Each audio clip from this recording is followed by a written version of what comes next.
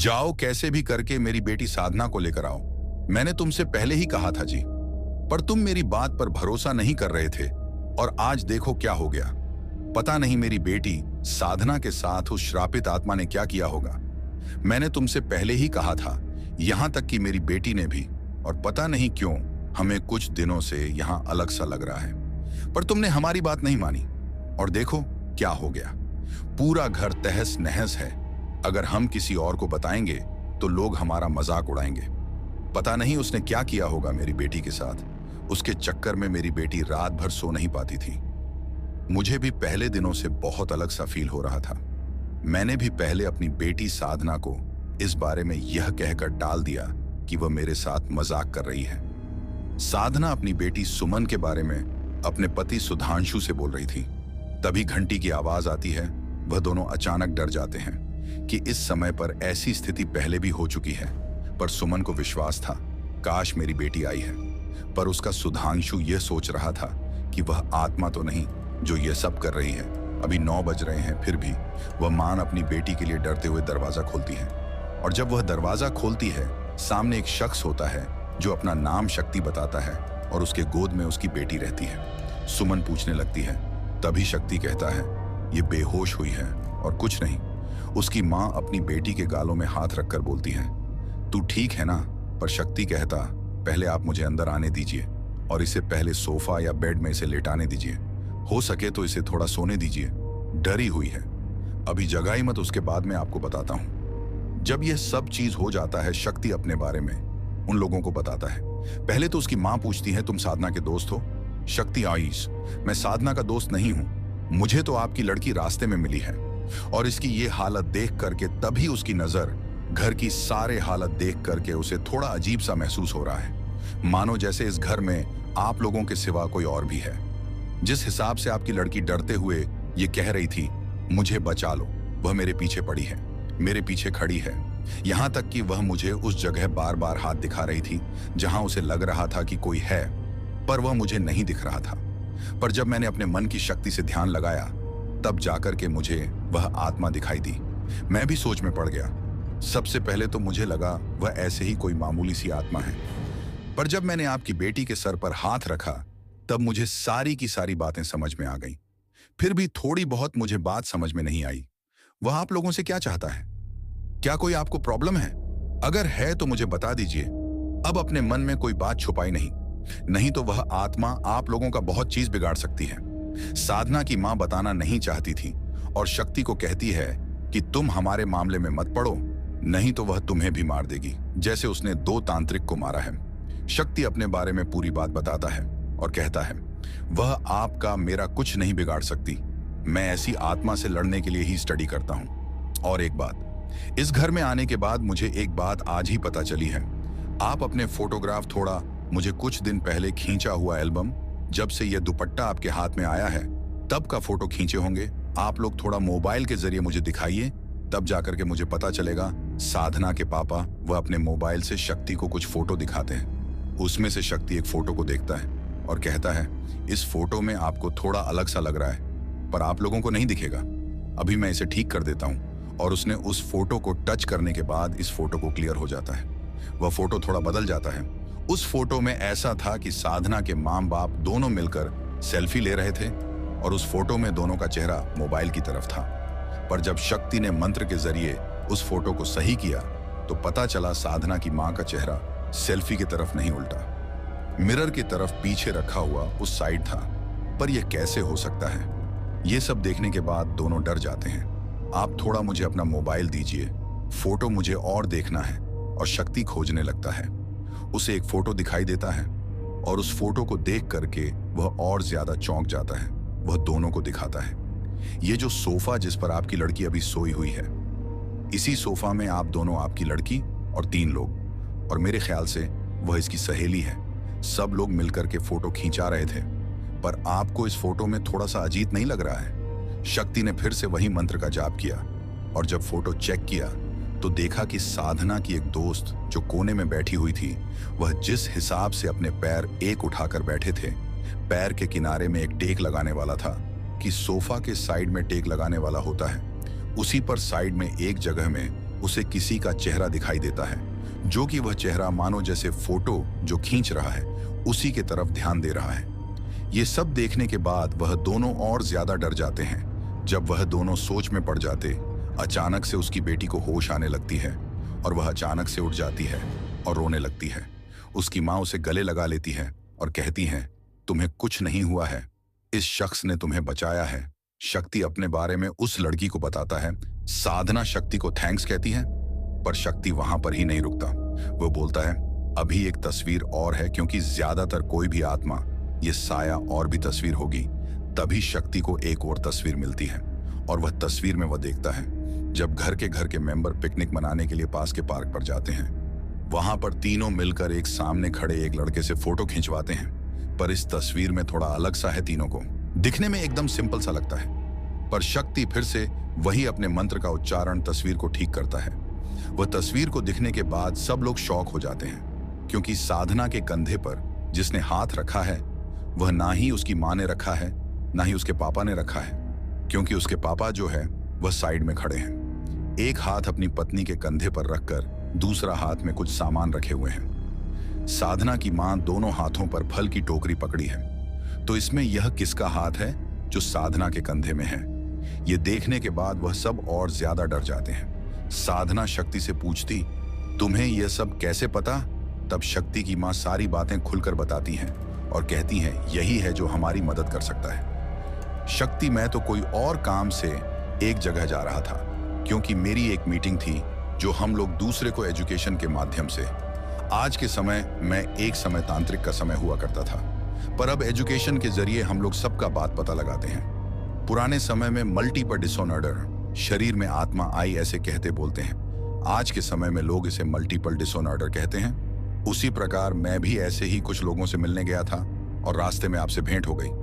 मुझे लगता है आपकी मदद के लिए ही मुझे मेरे नसीब ने भेजा है, इसीलिए मैं आपकी प्रॉब्लम पहले दूर करूंगा, उसके बाद अपना कोई काम करूंगा। सबसे पहले मुझे उस दुपट्टे को देखना है जो श्रापित है।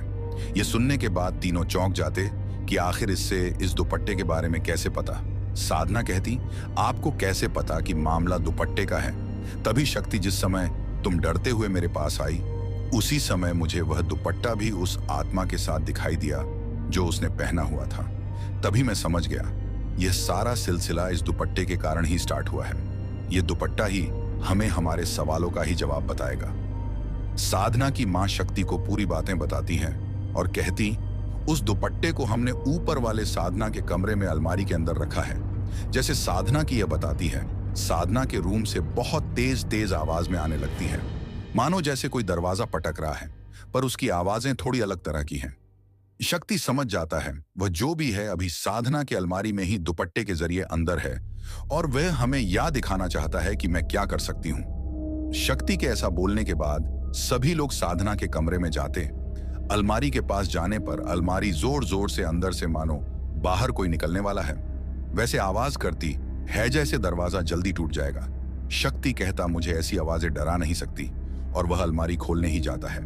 अचानक जैसे आसपास का वहां का माहौल एकदम शांत हो जाता है, मानो जैसे हवा बंद हो गई या आसपास की प्रतिक्रिया रुक गई है।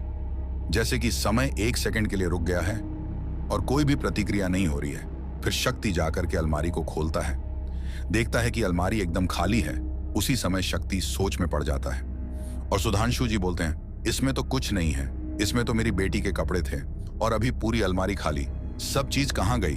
पर जैसे ही सुधांशु जी बोलते हैं, तुरंत ही शक्ति तीनों को बोलता है, आप लोग पीछे मुड़कर मत देखिएगा, जब तक मैं ना कहूं। शक्ति जैसे ही पीछे घूमती है, देखता है सारे कपड़े उन सभी के पीछे हवा में उड़ते हैं और बीचों बीच दुपट्टा, ऐसे लगता है जैसे वह सभी कपड़ों का लीडर हो। 1 सेकंड के लिए शक्ति भी चौंक जाता है। साधना का ध्यान शक्ति के चेहरे पर जाता हुआ अचानक से घूमती है। ऐसे ही वह घूमती है, वैसे ही चिल्ला देती है और उसके माँ बाप वह भी पीछे मुड़ते ही डर जाते हैं। शक्ति, डरिए मत, हमें सिर्फ डरा रही है। आप सभी लोग मेरे पीछे पीछे आए और कमरे से बाहर अभी निकल जाइए। सभी को कमरे के बाहर ले जाती है, खुद कमरे के अंदर रह जाते हैं। शक्ति कम से कम उस समय में 2 घंटा रहता है और इस 2 घंटे में उन लोगों को बेचैनी होती है। ऐसी शक्ति को कुछ हो ना जाए साधना, अगर उसे कुछ हो गया तो मैं अपने आप को माफ नहीं कर सकती, क्योंकि मेरी गलती के कारण इतनी बड़ी प्रॉब्लम है ना। मैं इस दुपट्टा उठाकर लाते ना ऐसा कुछ होता। शक्ति जब बाहर निकलता है साधना को कहता, एक बात पूछनी है, यह दुपट्टा तुम्हें क्या सुनसान जगह पर गिरा हुआ मिला था और तुम्हें अच्छा लगा इसलिए तुमने उठा लिया? साधना: वन हाँ शक्ति, तुमने गलती किया, तुम्हें उठाना नहीं चाहिए था। आप सभी ने मुझे बताया, आप लोग कह रहे थे आप लोग इसे जानते नहीं हो, पर उसका कहना है कि यह आप लोगों को जानती हो। आप लोगों ने मुझसे झूठ क्यों कहा? सुमन: हम लोग इसे नहीं जाते, ना ही हमारी बेटी साधना चाहती है। हम तो आपके जरिए हमें पता चल रहा है कि हम इसे जानते हैं, क्योंकि ऐसा सही नहीं है। अगर ऐसा होता तो हम आपको कब का बोल सकते हैं। शक्ति आक्षंश: आप जानती हैं पर भूल गई हैं। ये जो लड़की है पहले आपके बगल वाले घर है, उसी में कुछ समय के लिए आई थी, पर आज नहीं, आज से 15 साल पहले की बात है। जब यह बात शक्ति बताता तभी साधना के माता पिता को याद आता है, ये लड़की वो तो नहीं। जब इतना बात दोनों लोग कहते हैं तभी शक्ति पूछता, कौन सी लड़की की बात कर रहे हो? पिंकी, जब हम लोग नए नए यहाँ पर शिफ्ट हुए थे, मैंने ये घर लिया था, उस समय सबसे पहले हमें इसके माँ बाप से जान पहचान। उसने कहा मेरी बेटी है पर दिमाग से कमजोर है, पर हमें नहीं मालूम था कि वह लड़की पागल है। वह लड़की ऐसी थी कि पहले तो हमें सिंपल सी लगी, हमारे घर आती खेलती, पर धीरे धीरे उसका व्यवहार और बदलाव में फर्क निकलने आने लगा। पर यह लड़की सही नहीं थी, इसलिए हमारी बेटी के साथ इतना अच्छा से दोस्ती कर ली थी। जब हमें पता चला कि अपने घर में अपने माँ बाप को कुछ भी उठाकर मार देती है और इसकी जो माँ थी इसकी वजह से वह मरी, इनमें उसे धक्का दे दिया। हमें तो जब पहले पता चला कि या तो पागल है, बाद में हमें इसके बाप के जरिए पता चला। हम लोग भी शौक हो गए। धीरे धीरे करके हमने सोचा इसे अपने घर, अपनी बेटी की जिंदगी से हटाना जरूरी है। पर इसका पागल कल इतना बढ़ गया कि इसने अपने बाप तक को मार दिया, और वह भी हंसते हुए। यह एक मेंटल लड़की थी, इसे पुलिस पकड़ कर ले गई और पागल खाने ले गई। ये पागल थी, इसीलिए इसे पुलिस जेल में नहीं डालें। बस हमें इतना याद और कुछ नहीं। मेरी बेटी साधना इतनी डर गई थी वह चीज से बाहर ही नहीं निकल पा रही थी। धीरे धीरे करके तो हम लोगों को लगा कि हमें यह जगह छोड़कर चले जाना चाहिए। हमारी गलतियों से हम दोबारा इधर आ गए। लड़की तो पागल खाने में थी, शक्ति आगे मैं बताता हूँ। पागल खाने में ही रहते रहते उसने अपने आप को ही एक दिन इसी दुपट्टा के जरिए अपने आप को फांसी लगा लिया। ये जो भी है आपकी बेटी का साथ नहीं छोड़ेंगी। अगर इससे आपकी बेटी को मारना होता तो कब का मार देती, पर यह एक पागल आत्मा है जो कि आपकी बेटी के पीछे लगी है। एक किस्म से साइको भी कहते हैं। अब हमें कैसे भी करके यह पता लगाना है कि इसे वापस कैसे भेजा जाए। इसके लिए मुझे वही पागल खाना जाना पड़ेगा जहां इसकी मौत हुई है। शक्ति, मैं सोच रहा था अभी निकल जाऊं, पर अभी तो रात हो गई है, कल सवेरे ही निकलना पड़ेगा। अभी मैं यहां से जा रहा हूं, कल सवेरे वहां जाऊंगा, फिर आपके पास वापस आऊंगा। आप लोग अपना ख्याल रखिएगा और चिंता मत कीजिए, कुछ नहीं करेगी। उसी समय साधना के माता पिता ने यह करके शक्ति को घर में ही रुकने को कहा। शक्ति और साधना की धीरे धीरे करके दोस्ती हो गई और शक्ति ने अपने बारे में सब बताता है कि उसका क्या क्या शौक है। अगले सुबह जब शक्ति रेडी होकर जाने वाला होता है, साधना भी कह देती, मैं भी रेडी हूं, मैं भी जाऊंगी, अकेले आपको वहां जाने नहीं दूंगी, ये जो भी हुआ है हमसे ही हुआ है। और जिद करने लगी। साधना के माँ बाप अपनी बेटी को समझाने की कोशिश करते, पर वो नहीं सुनती और वह शक्ति के साथ चली जाती।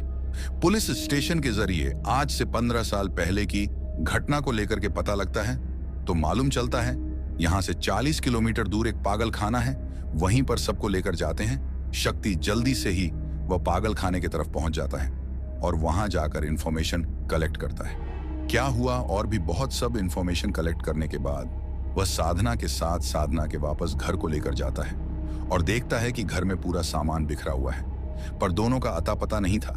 तभी साधना के कंधों पर कोई हाथ रखता है और साधना चिल्ला देती।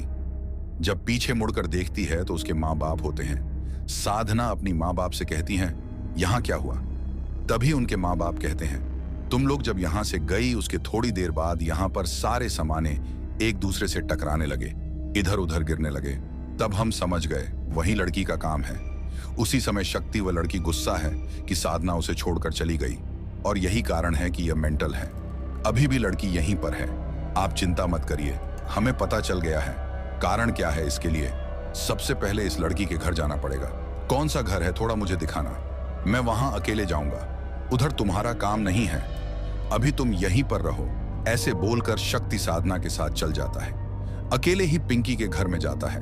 वह देखता है कि 15 साल से घर बंद और पूरा धूल घर में पड़ा हुआ है। दूसरी तरफ साधना चिंता में रहती है। आखिर शक्ति कैसा होगा, यही सब सोच ही रहे होते हैं।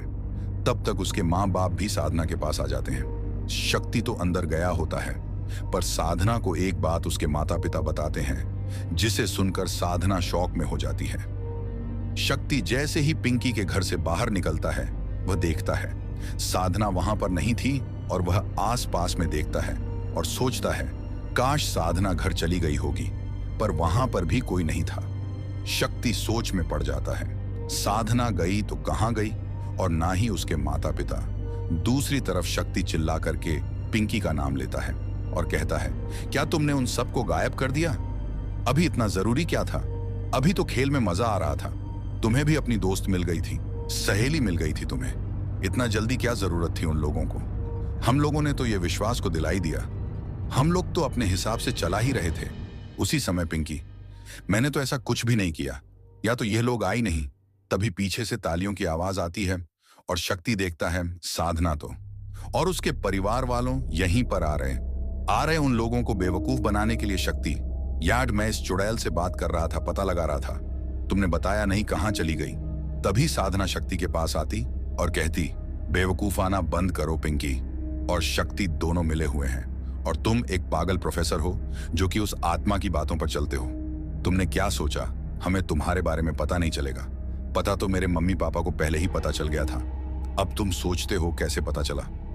अचानक से मेरे मम्मी ने अपने मोबाइल पर तुम्हारा नाम सर्च कर दिया, और जब उसमें तुम्हारे नाम की जगह फोटो किसी और का था, तो यह सब देख करके चौंक गई। उन्हें लगा कि गलती से किसी और का नाम आ गया, पर जब दोबारा सर्च किया तो पता चला कि तुम वह हो ही नहीं। और उस फोल्डर में जाकर के चेक किया तो एक ग्रुप में तुम्हारी फोटो थी, पर वही नाम डालने पर कोई और आ रहा था। ज्यादा छानबीन करने के बाद हमें एक नंबर मिला। उस नंबर तो हमने बात की तो पता चला तुम तो एक साइको प्रोफेसर हो, जो कि गलत काम करने की वजह से रस्टिकेट कर जा चुके हो।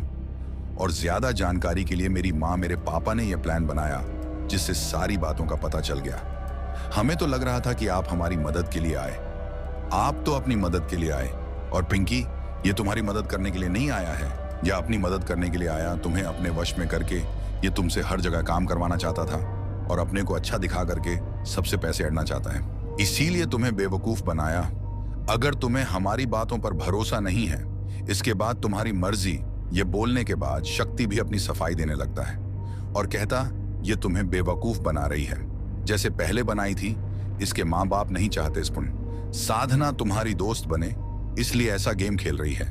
ऐसे बोलते बोलते हैं, साधना तुम मेरी बचपन की सहेली थी, यहां तक कि मैं तुम्हें बहुत अच्छी दोस्त मानती थी। ऐसा मत बोलो, मुझे तुम्हारी परवाह नहीं, मुझे तुम्हारी परवाह है। मुझे तो बाद में पता चला तुम्हारे साथ ऐसा हुआ है। मुझे थोड़ी ना मालूम था। मुझे लगा था कि तुम कोई और शहर चल गई हो। मेरे माँ बाप ने मुझसे सच छुपाया। कोई भी माँ बाप होता तो अपनी बेटा बेटी के लिए सच जरूर छुपाते। अगर तुम्हें मुझ पर भरोसा नहीं है तो अपने हाथों से मुझे मार दो, मैं भी तुम्हारे साथ हूं, हमेशा रहूंगी, ये तुम्हारा सोचना है। पर ऐसा कुछ नहीं, यह तो अपने अपने कर्मों का फल है। तुम खुद सोचो, तुम मरने के बाद भी मुक्ति प्राप्त नहीं की। क्यों नहीं की? क्योंकि तुम्हारे दिल में खोट था, तुमने अपने माँ बाप को ही मार दिया। यही कारण है, अगर मैं मर भी जाऊंगी ना, तो मुझे नहीं लगता मैं तुम्हारे साथ रहूंगी। तुम्हारी इच्छा ये सब बोली रही थी। तब तक उसके मम्मी पापा साधना को कहते, तुम ये सब क्या बोल रही हो? साधना जाने दीजिए। मम्मी, इस लड़की को लग रहा है कि मेरे मरने के बाद हम दोनों सहेलियां बन जाएंगे और एक साथ रहेंगे। ये इसकी गलत फहमी है। अपने अपने कर्मों का फल होता है। आप लोग चुप रहेंगे। ये मेरा जो शरीर है, इस शरीर को खत्म करके आत्मा बना दो। मैं कुछ नहीं कहूंगी। तुम्हें ऐसा करने से अच्छा है कि तुम मेरी एक बात याद रखना, तुम्हारी दोस्ती मुझे मरकर भी नहीं मिलेगी। पर हाँ, अगर मैं इधर जिंदा रहूंगी तो तुम्हें हर पल याद करूंगी और यह कामना करती रहूंगी, तुम्हारी आत्मा को मुक्ति मिले। डिसाइड तुमको करना है, तुमको क्या बनना है, मुक्ति पानी है या जिंदगी भर ऐसे ही भटकना है। पिंकी और साधना दोनों आपस में बात कर रहे थे। तभी अचानक से प्रोफेसर शक्ति साधना के माँ बाप को धक्का दे देते हैं। दोनों टेबल पर जाकर गिर जाते हैं और बेहोश हो जाते हैं। शक्ति साधना का गला पकड़ लेता है और पिंकी को कहता, तुम चिंता मत करो, इसे मैं तुम्हारे पास भेजता हूं। तुम दोनों पक्की सहेलियां बन जाओगी, पर जो होना था वह तो होकर ही रहेगा। पिंकी का दुपट्टा प्रोफेसर सतीश के गले में लपेटा जाता है और उसे उठा करके दूसरे साइड फेंक देता है पिंकी। मेरे होते हुए मेरी सहेली साधना को तुम मेरे आंखों के सामने मारोगे। शक्ति, मैं तो तुम्हारे लिए ही कर रहा हूं पिंकी। नहीं, तुम मेरे लिए नहीं कर रहा हो, तुम अपने लिए कर रहे हो। साधना सही कह रही है, तुम बस मुझे अपने बस में करना चाहते हो। शक्ति हंसते हुए कहता, तुमने सही कहा, नहीं तो तुम जैसी आत्माओं से मेरा कोई दोस्ती नहीं है। तुम हो क्या कुछ नहीं। मैंने तो सोचा था कि तुम्हारी सहेली को मारकर तुम्हारे सामने अच्छा बन जाऊं, पर कोई बात नहीं, तुम भी मेरा कुछ नहीं बिगाड़ पाओगी। ऐसा कहने के बाद वह अपने बैग से एक लैकेट निकालता है और उसे पिंकी के सामने कर देता, जिससे दूर गिर जाती है, मानो जैसे किसी को झटका दिया जाए और वह दूर जाकर गिरा। वैसा तभी साधना उस लॉकेट को छीन लेती है और खिड़की के जरिए घर से बाहर फेंक देती है।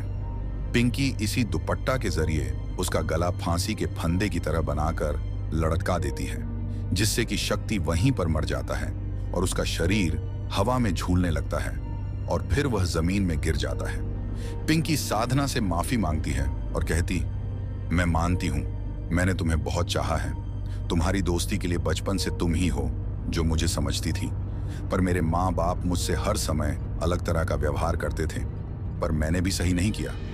मेरी गलती है, इसीलिए मैं इधर उधर भटक रही हूं। एक इंसान ऐसा मिला है जिसने कहा कि मैं तुम्हें मिला लूंगा, पर वह तो अपने ही फायदे में था। मुझे माफ करना साधना, मैं तो तुम्हारी दोस्ती के लिए तुमसे लड़ी थी, पर मुझे पता नहीं था कि दोस्ती एक खुले रिश्ते होते हैं। ऐसा बोलने के बाद पिंकी कहती, मुझे माफ करना और मुझसे कभी भी नफरत मत करना। मैं अब जा रही हूं तुम्हारी जिंदगी से दूर। ये जो दुपट्टा है, मैं चाहती हूं ये तुम अपने पास रखो। अभी श्रापित नहीं रहा, और जो श्राप है वह तो दूर जा रहा है। हमेशा इसे अपने साथ रखना, और कभी भी कोई प्रॉब्लम हो तो मुझसे बताना, मैं जरूर आऊंगी। ऐसा कहते हुए पिंकी गायब हो जाती है और साधना उस लोगों के ऊपर पानी छिड़कती है। उन दोनों को होश आ जाता है और ग पूछने लगते, क्या हुआ साधना? ठीक हो गया। पिंकी को एहसास हो गया है जो वह करना चाहती थी वह गलत है। शक्ति को अपने बुरे परिणाम के लिए सजा मिल गई। हमारी जिंदगी पहले की तरह हो गई। इस पिंकी का दिया हुआ दुपट्टा जो आप मेरे साथ हमेशा रहेगा, अब वह कभी आएगी नहीं। उसने मुझसे वादा किया, कभी भी हमें परेशान नहीं करेगी। उसे अपनी गलती का एहसास हो। साधना, शक्ति, पिंकी की सच में कुछ गलती नहीं, मेरी भी थी। मुझे थोड़ा पता लगाना चाहिए था। अगर मैं उस समय थोड़ा पता लगाती तो काश ऐसा कभी ना होता। वह तो मेरी दोस्ती के लिए ही फिर से मेरे सामने आकर खड़ी होगी, पर उसने जो किया वह भी गलत था।